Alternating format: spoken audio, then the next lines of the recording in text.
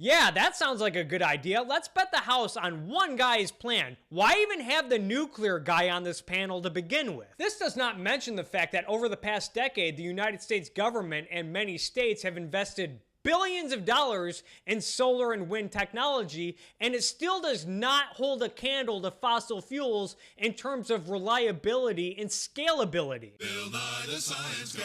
This irrational resistance to nuclear power makes me wonder what Bill Nye's motive really is. Is it to save the world from climate change? Or is it to pander to his progressive audience and pay lip service to environmentalist assholes that will eventually seek to destroy solar panels and wind farms once they find out how many birds are killed as a result? Check this out, guys. There are people who are dumb enough to think that taxing meat will prevent climate change.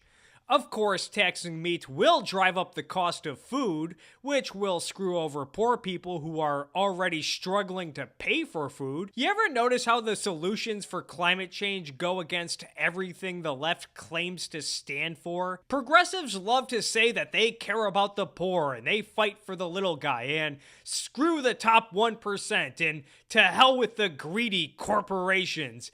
Yet when it comes to climate change, they want to increase the price of necessary goods like gasoline and meat, which does screw over the lower class, and at the same time, they want to give tax breaks and subsidies to corporations like Tesla Motors and billionaires like Elon Musk so that rich celebrities can get coupons for solar panels and electric cars, which lower energy costs for the rich while the poor have to spend more money that they don't have on food and gasoline. So there we go. So his documentary confirms something I've been saying for years, that the environmentalists will, all the stuff about climate change and carbon emissions are a bit of a red herring.